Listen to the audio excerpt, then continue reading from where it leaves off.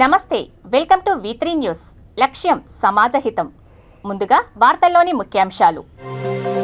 ఢిల్లీలో బీఆర్ఎస్ కార్యాలయాన్ని ప్రారంభించిన కేసీఆర్. హాజరైన యూపీ, కర్ణాటక మాజీ సీఎంలు, మంత్రులు, ఎంపీలు.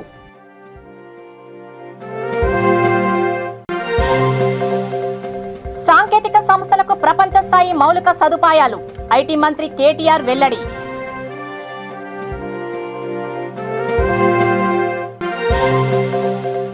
అధునాతన టెక్నాలజీతోనే కనిపెట్టగలిగాం. హైదరాబాద్ నగర CCS joint CP Gajarao Bhupal.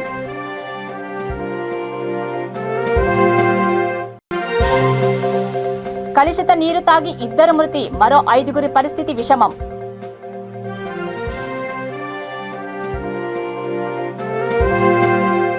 దేశంలో గుణాత్మక మార్పు కోసం టీఆర్ఎస్ ను జాతీయ పార్టీగా మార్చిన అధినేత కేసీఆర్ మరో అడుగు ముందుకు వేశారు. బీఆర్ఎస్ జాతీయ పార్టీగా అవతరించిన తర్వాత మొట్టమొదటి కార్యాలయాన్ని దేశ రాజధాని ఢిల్లీలో ప్రారంభించారు. ఈ వేడుకలలో యూపీ, కర్ణాటక మాజీ ముఖ్యమంత్రులు అఖిలేష్ యాదవ్, కుమారస్వామి, పలువురు రైతు సంఘాల నాయకులు, ఎమ్మెల్సీ కల్వకుంట్ల కవిత, పలువురు మంత్రులు, ఎంపీలు, ఎమ్మెల్యేలు, ఎమ్మెల్సీలు, జిల్లా పరిషత్, DCCB చైర్మన్లతో పాటు పలువురు ప్రజాప్రతినిధులు పాల్గొన్నారు.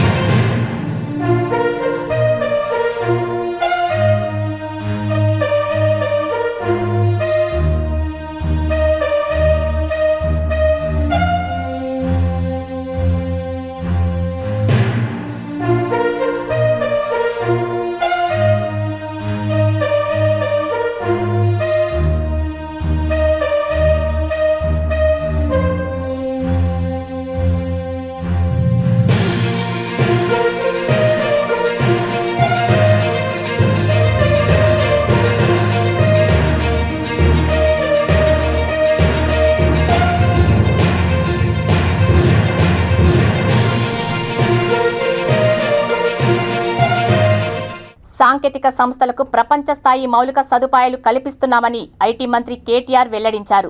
హైదరాబాద్లో మంత్రి KTR Bosch global software technologies smart క్యాంపస్ను ప్రారంభించింది. ఈ సందర్భంగా జరిగిన సమావేశంలో ఆయన మాట్లాడుతూ 3000 మందికి పైగా ఉద్యోగాలు లభించే బాష్ ఆటోమేటివ్ ఇంజనీరింగ్ డొమైన్లో తన ఉనికిని బలోపేతం చేస్తుందని అన్నారు. ఐటీ అండ్ ఇండస్ట్రీస్ విభాగాల principal secretary Jayesh Ranjan, IT&C department chief relations officer Amarnath Reddy, Bosch limited Soumitra Bhattacharya అధ్యక్షుడు, managing director, CEO and MD Dattatri Salagame తదితరులు పాల్గొన్నారు. Thank you, Kiran.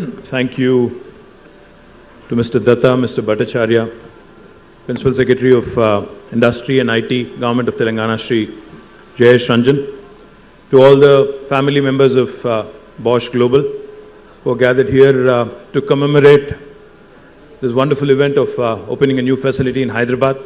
My compliments to the entire family of Bosch Global, and I congratulate the management of Bosch on choosing Hyderabad, on choosing Telangana for your expanded center. Back in February, I think when we had the initial conversation, when Bosch had announced that they are setting up a center in Hyderabad, Datta had mentioned that he would be employing about 3,000 people. I just was checking with him. I was asking him as to how many people have been recruited. He has mentioned that more than 1,400 have already been recruited, but it looks like it is going to be more than 3,000. So good news to many more youngsters in Hyderabad. And I do hope, because I have seen this enough now, I've seen this enough times, that when a large multinational, be it a European company or even an American company, or for that matter, any overseas company which comes to Hyderabad, which comes to Telangana, initially the estimates are very conservative, but it happens every single time. That when you wanted to hire 1,000 people, you end up hiring 2,000, because the talent, the energy, the place really grows on you, and the talent and abundance of young inspiring innovators is something that everybody has been benefiting from, and I do believe that Bosch also will grow and will grow much bigger than was anticipated. And Telangana, as you all know, is a new state, is a young state, it's the youngest state in India, but it has become a very attractive destination for investments for a variety of sectors, companies in variety of sectors, including automobile technologies as well. Now, in the last 8.5 years, we've had some marquee names in technology as well, set up shop in Telangana and Hyderabad primarily. We've had ZF, another German company. We've had Fisker, another large EV company from the US, Stellantis, Hyundai, Bility Electric, and also existing players who already had a base in Hyderabad also have expanded significantly. రాష్ట్ర Congress strategy head Sunil కనుగోలుపై Hyderabad cyber crime పోలీసులు case నమోదు చేశారు. మాదాపూర్లో సునీల్ కార్యాలయంలో cyber crime పోలీసులు దాడులు జరిపారు. CM కేసీఆర్పై అసభ్యకరంగా పోస్టులు పెట్టాడనే ఆరోపణలపై తనిఖీలు కొనసాగించారు. రాజకీయ నాయకుల ఫోటోలు మార్ఫింగ్ చేసి సోషల్ మీడియాలో పోస్టు చేశారని హైదరాబాద్ నగర సిసిఎస్ జాయింట్ సిపి గుజరావ్ బాపాల్ తెలిపారు. మీడియాతో మాట్లాడుతూ ఈ సంఘటనకు సంబంధించి ప్రతాప్, ఇషాంత్ శర్మ, శశాంక్లను అదుపులోకి తీసుకున్నామని తెలిపారు. లీగల్గా ప్రొసీడ్ అవుతామని అన్నారు. ఒక కేసులో కొంతమందిని నిన్న సస్పెండ్ తీసుకోవడం జరిగింది. దాని గురించి చాలా అపోహలు ఉన్నాయి. ఒకసారి మీకు ఆ వీడియోస్ చూపిస్తాను, వారు ఏ రకమైన వీడియోస్ చూపిస్తున్నారు దాన్ని చూడండి, దాని డీటెయిల్స్ చెప్తాను.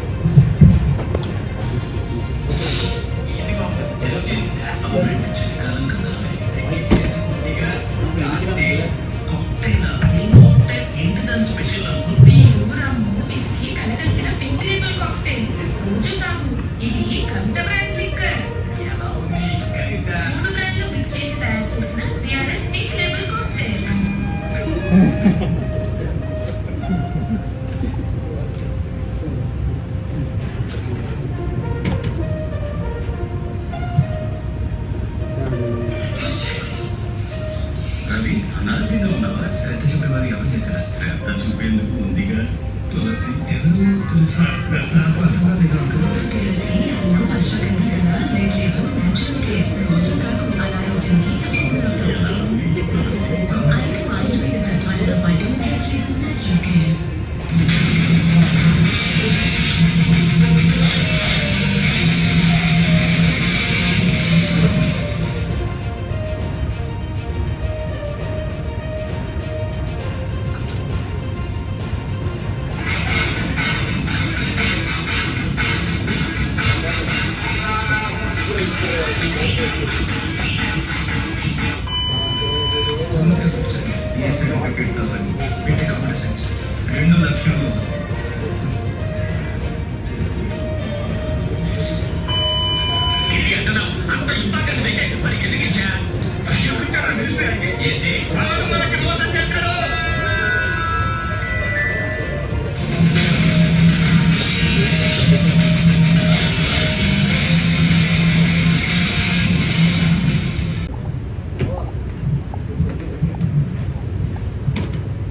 ప్రజాస్వామ్యంలో క్రిటిసిజం, విమర్శ అనేది అంగీకరించినటువంటి వ్యవస్థ, అంగీకరించినటువంటి విధానం, అది ఉండాల్సిందే.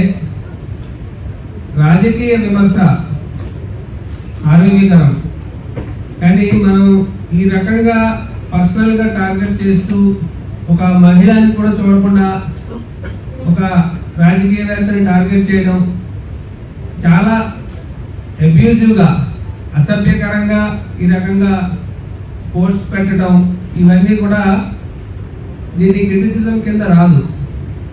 This is out right abuse ఒకటి. ఇందులో రెండు, అంత క్రిటిసిజం చేసేవాళ్ళు, విమర్శ చేసేవాళ్ళు అయితే వాళ్ళ అడ్రస్, వాళ్ళకి ఎవరు చేస్తున్నారో వాళ్ళు ధైర్యంగా చెప్పుకోగలిగి ఉండాలి. అవి పెట్టకుండా అవి మాస్క్ చేసి ఒక వేరే పేరు మీద పెట్టుకుని, ఎవరికి అర్థం కాని పేరు, తెలంగాణ గాలని, భారత యువకుడని ఈ రకంగా పెట్టుకుంటే ఆబ్వియస్గా ఈ చేస్తున్న వాళ్ళు ఎవరో తెలియకుండా ఉండడానికి చేసినటువంటి మనకు క్లియర్గా ఇక్కడ అర్థమవుతుంది. ఈ రకమైనటువంటి ఇష్యూస్లో ఈ స్పెసిఫిక్ వాటి మీద మన దగ్గర కేసెస్ రిజిస్టర్ అయ్యాయి. ఇది లీగల్లీ యాక్సెప్టెడ్ కేసెస్, అన్ని లీగల్గా ఎఫ్ఐఆర్స్ రిజిస్టర్ చేయడం జరిగింది. వీళ్ళకి ఇప్పటిదాకా ఏంటంటే ఎక్కడి నుంచి చేస్తున్నామో మన ఎవరు కనిపెట్టలేరు అని ఒక ధైర్యం అయితే ఉండేది. కానీ మన దగ్గర ఇప్పుడు నా లేటెస్ట్ సైబర్ క్రైమ్ టూల్స్ ద్వారా ఈ లొకేషన్ ఇదంతా కూడా కనిపెట్టడం జరిగింది. ఈ కేసులో మనకి క్రైమ్ నెంబర్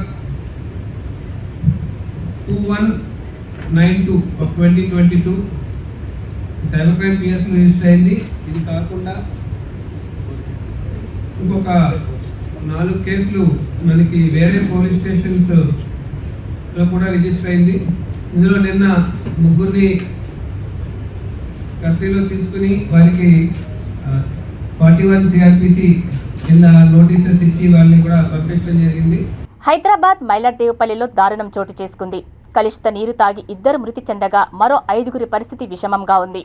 మృతుల్లో అఫ్రిన్ సుల్తానా అనే 22 ఏళ్ల యువతి, మొహమ్మద్ కైసర్ అనే యువకుడు ఉన్నారు. టీఆర్ఎస్ లీడర్ ఫాహిం మాట్లాడుతూ గత వారం రోజుల నుండి కలుషిత నీరు వస్తుందని, దీనివల్ల ప్రమాదం జరిగే అవకాశాలు ఉన్నాయని అధికారులకు విన్నవించినా పట్టించుకోకపోవడం వల్లనే ఈ ఘటన జరిగిందని ఆగ్రహం చేస్తున్నారు. విషయం తెలుసుకున్న పోలీసులు సంఘటనా స్థలానికి చేరుకొని కేసు నమోదు చేసి దర్యాప్తు చేపట్టారు.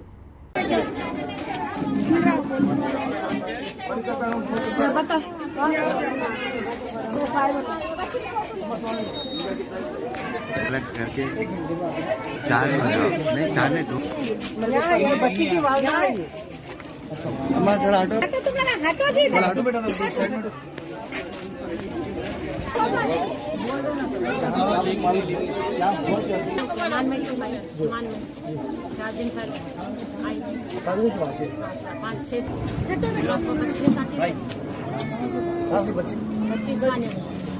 नहीं बहादुर ऊपर पे फ्रीज दवाखाना नया वो पहले वहां से लोग क्या करें मालूम दवाखाने के लिए आने नहीं सकता बोले तो दूसरे को दुश्मनी अपने मैं आया था दुश्मनी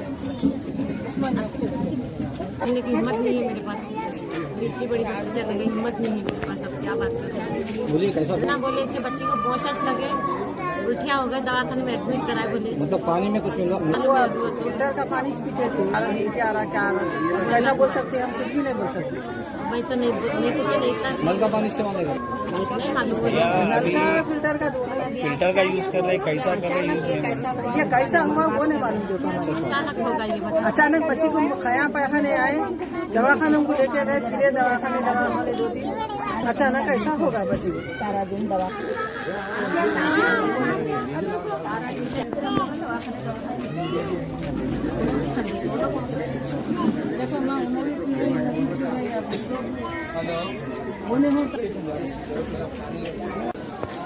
कब से आ रहा है सर? ये 3 महीनों से आ रहा है। कौन सा फूड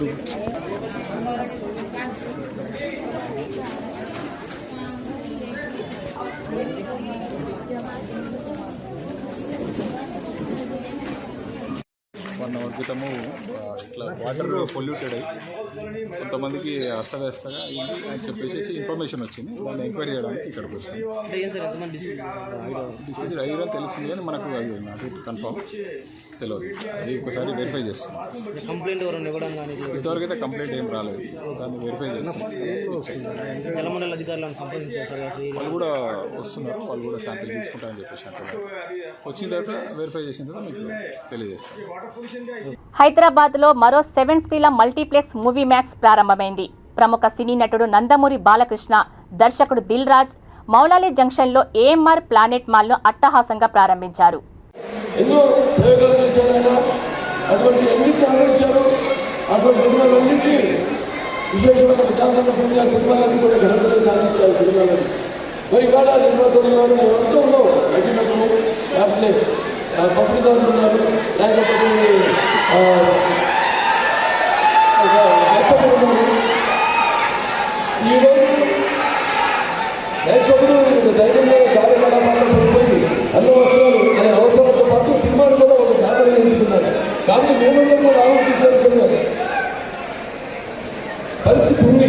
వాడి సినిమాలు ఎలా ఉంటారు, ఎటువంటి సినిమాలకి ప్రేక్షకులు థియేటర్లకు వస్తారు అన్నది మా మీద ఎక్కువ భారం ఉంది, ఎంతో బాధ్యత ఉంది. వాళ్ళందరూ కూడా ఎంతో కలిసికుండా తప్పకుండా థియేటర్లన్నీ కూడా బాగా నడిచేటట్టు మొత్తం ఫుల్ జాన్ ప్యాక్ట్గా మంచి సినిమాని అందిస్తూ అప్పుడు ఏదైతే చూపిస్తున్నారో ఆధారపడిన వాళ్ళు దానికి కొనసాగుతుందా ఇంకా ఎన్నో మంచి చిత్రాలు చేయడానికి బాగుంది. మేము కృషి చేస్తామని ఈ సమావేశంలో తెలియజేసుకుంటూ మరి ఈ భూమిలో మా ఫ్రెండ్ని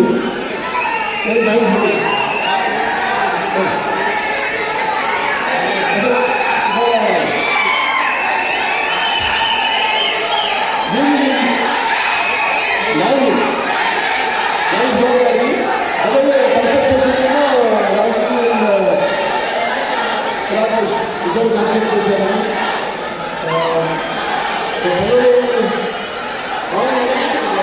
చూసి ఆనందాన్ని పొందాలి, విజ్ఞానాన్ని కూడా పొందాలి. ఆ సిద్ధాంతం ఆ వైపే తీసుకుంటూ ముందుకెళ్తామని అందరికీ ఉపయోగపడేలా ఒక వినోదాన్ని ఒక విజ్ఞానాన్ని ఆలోచనలు రేకెత్తించే విధంగా సినిమా తీసుకోవాలని ప్రేక్షకులందరూ థియేటర్కి వచ్చి సినిమాలు చూసేటట్టు నమ్మంగా కాదు, నేను తీస్తే మీరు వస్తారు మంచి సినిమా తప్పకుండా తీసుకోండి అని. ఇప్పుడు చాలా మంచి కొత్త కాంపిటీషన్ ఈవెంట్ కూడా వస్తున్నారు, మంచి మంచి సినిమాలు తీస్తున్నారు, మంచి కొత్త ఆలోచనలు కొత్త కాన్సెప్ట్స్తో వాళ్ళు ముందుకు వస్తున్నారు.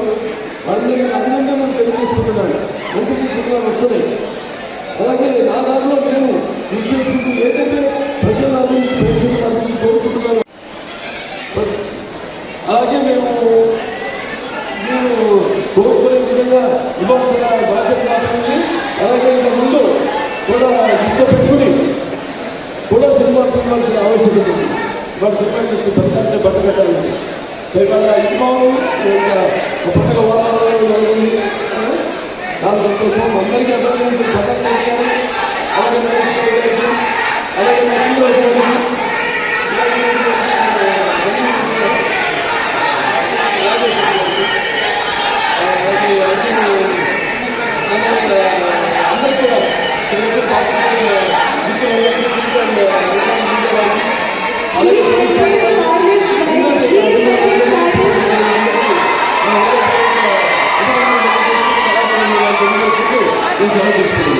రాష్ట్ర ముఖ్యమంత్రి ఆర్కే రోజా సోదరులు వై రాంప్రసాద్ రెడ్డి చిత్తూరు జిల్లా పుత్తూరు కార్వేటి నగరం కూడలి వద్ద సదా విశ్వేశ్వర స్వామి ఆలయ కోనేరు వద్ద వాణిజ్య సముదాయానికి శంకుస్థాపన చేశారు. ఈ కార్యక్రమంలో ఆలయ కమిటీ చైర్మన్, పాలక మండలి సభ్యులు, మున్సిపల్ చైర్మన్, వైస్ చైర్మన్లు, కౌన్సిలర్లు, వైఎస్ఆర్పీసీ నాయకులు, కార్యకర్తలు, దేవాదాయ శాఖ అధికారులు పాల్గొన్నారు.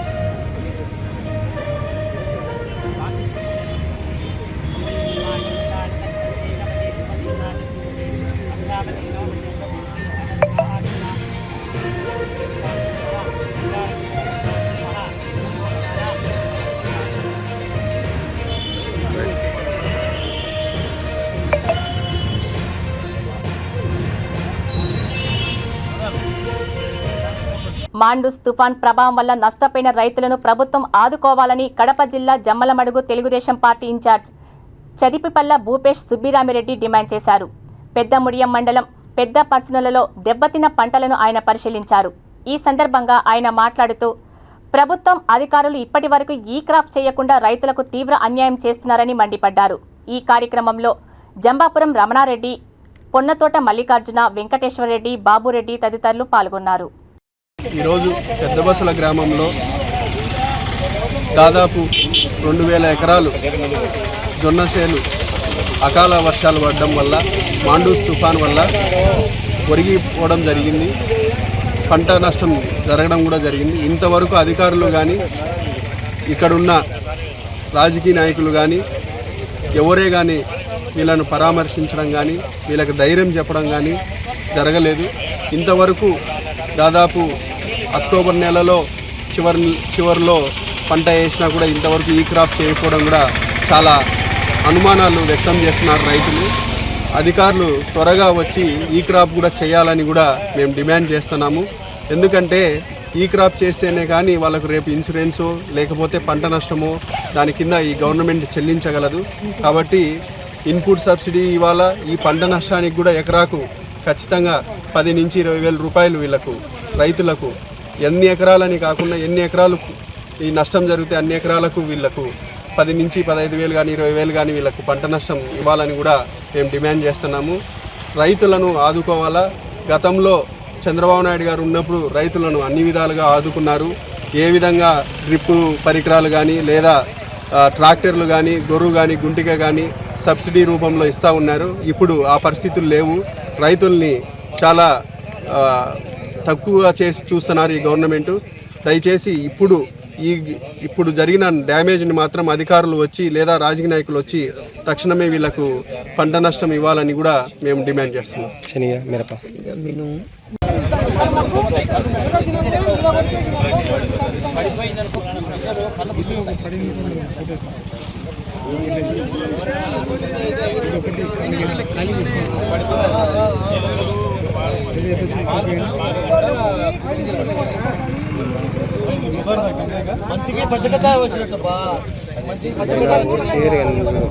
పంట పండించే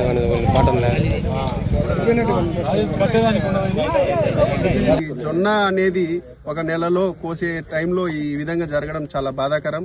అట్లనే శనగ పంట కానీ లేకపోతే మినుము కానీ ధాన్యాలు కానీ ఏం జరుగుతున్నాయంటే ఈ అకాల వర్షాల వల్ల పూత రాలిపోవడం జరిగింది.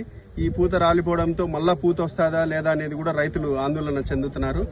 కాబట్టి అధికారులు వచ్చి వీళ్ళకు ఏం జరుగుతుంది ఈ పంట పొలాల్లో ఈ డ్యామేజ్ వల్ల అనేది ఒక ధైర్యం కూడా చెప్పాలని కూడా మేము అధికారులను కోరుకుంటున్నాం.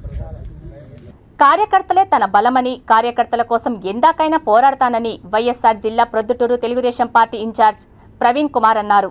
దాదాపు 2 మాసాల తర్వాత ప్రొద్దుటూరుకు వచ్చిన ఆయనకు కార్యకర్తలు ఘనస్వాగతం పలికారు. ప్రొద్దుటూరు గవిని సర్కిల్లో ఎన్టీఆర్ విగ్రహానికి పూలమాల వేసి నివాళులర్పించారు. తనపై అక్రమ కేసులు పెట్టి జైల్లో వేయించిన అధికార పార్టీ నాయకులకు కృతజ్ఞతలు తెలిపారు.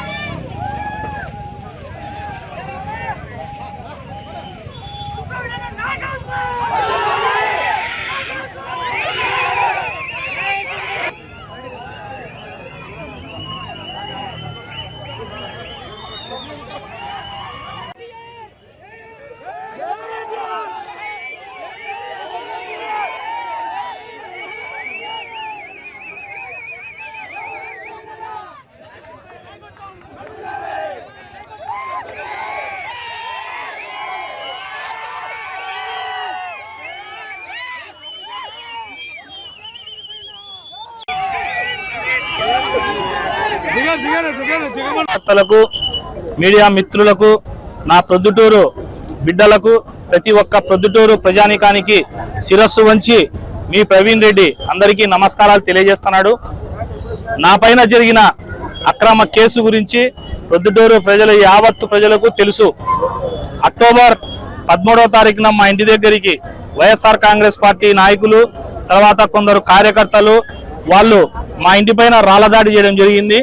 ఆ దాడిలో మా ఇంటి మీద బాధితుంది నేను మా ఇంటి పైన దాడి చేస్తే తర్వాత నా పైన కేసు నమోదు చేయడం జరిగింది. అర్ధరాత్రి 12:30 గంటలకు నన్ను అరెస్ట్ చేయడం జరిగింది. తర్వాత మ్యాజిస్ట్రేట్ ముందర హాజరుపరిచి కేంద్ర కారాగారానికి నన్ను తరలించినారు. సూర్యుడు ఉదయించే లోపల నన్ను కేంద్ర కారాగారంలో బంధించడం జరిగింది. ప్రొద్దుటూరు ప్రజలందరికీ తెలియజేస్తున్న, ప్రవీణ్ రెడ్డి అనే వ్యక్తి కేసులకో లేకపోతే అక్రమ అరెస్టులకో ఇంకొక ప్రలోభాలకో లొంగే వ్యక్తి కాదు. నా కంఠంలో ప్రాణం ఉన్నంత వరకు ప్రొద్దుటూరు ప్రజల కోసం బ్రతుకుతానా. నేను ప్రొద్దుటూరు ప్రజల పక్షాన పోరాడడానికి బ్రతుకుతానా. ఈ రోజు నేను ఆంధ్రప్రదేశ్ హైకోర్టు పోయిన నెలలో 11వ తారీఖు నాకు కండిషన్స్ తో బెయిల్ మంజూరు చేయడం జరిగింది. నేను రాష్ట్ర రాజ్యాంగాన్ని కానీ భారతదేశ రాజ్యాంగాన్ని కానీ కోర్టులను కానీ గౌరవించే వ్యక్తిని. అందుకే నేను ప్రొద్దుటూరు నియోజకవర్గంలోకి రాకూడదనే కండిషన్ ఉంటే నేను కోగటం గ్రామంలో ఇన్ని రోజులు ఉన్నా. జనావాసాలను చుట్టేసిన పొగమంచును చూసి ఏ సిమ్లానో కాశ్మీరో అనుకుంటే పప్పులో కాలేసినట్లే. మాండూస్ తుఫాన్ ప్రభావంతో అనంతపురం నగరంలో ఉదయం దట్టమైన పొగమంచు కమ్మేసింది. ఉదయం 7 గంటల వరకు ఇలాగే పొగమంచు కురుస్తుండడం, 10 గంటలవుతున్నా చలి తీవ్రత తగ్గకపోవడంతో స్కూళ్లకు వెళ్లే విద్యార్థులు, ఆఫీసులకు, వ్యాపార పనులపై బయటికి వెళ్లేవారు తీవ్ర ఇబ్బందులు పడుతున్నారు. పొగమంచుతో ప్రమాదాలు జరిగే అవకాశాలు ఉండడంతో వాహనదారులు జాగ్రత్తగా ఉండాలని అధికారులు సూచిస్తున్నారు.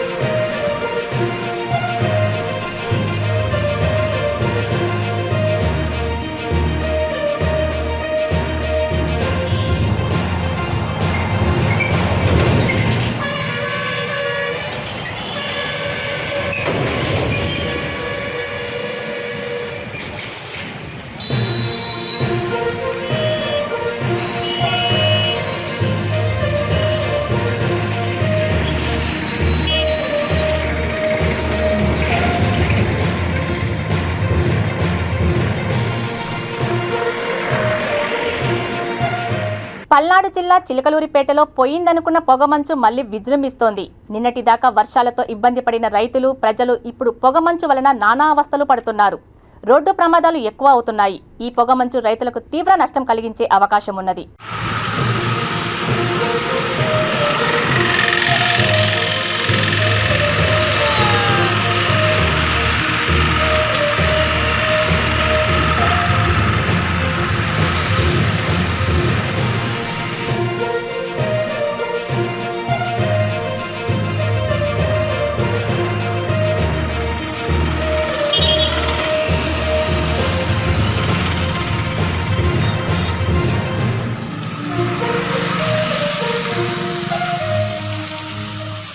పోయే దారిలో బాగా మంచు తీవ్రత ఎక్కువగా ఉంది.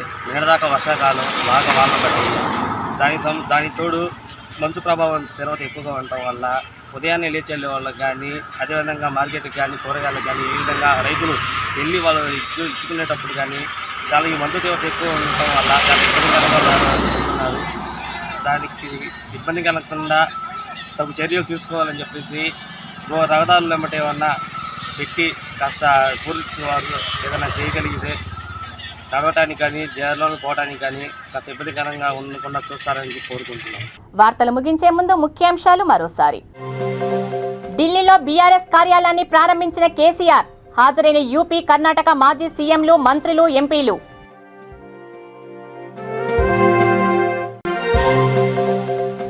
సాంకేతిక సంస్థలకు ప్రపంచ స్థాయి మౌలిక సదుపాయాలు. ఐటీ మంత్రి కేటీఆర్ వెల్లడి.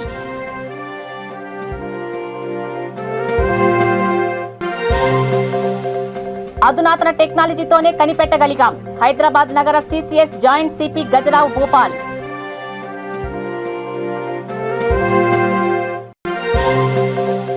కలుషిత నీరు తాగి 2 మృతి, మరో 5 పరిస్థితి విషమం.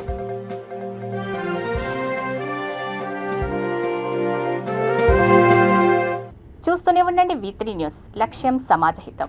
నమస్తే.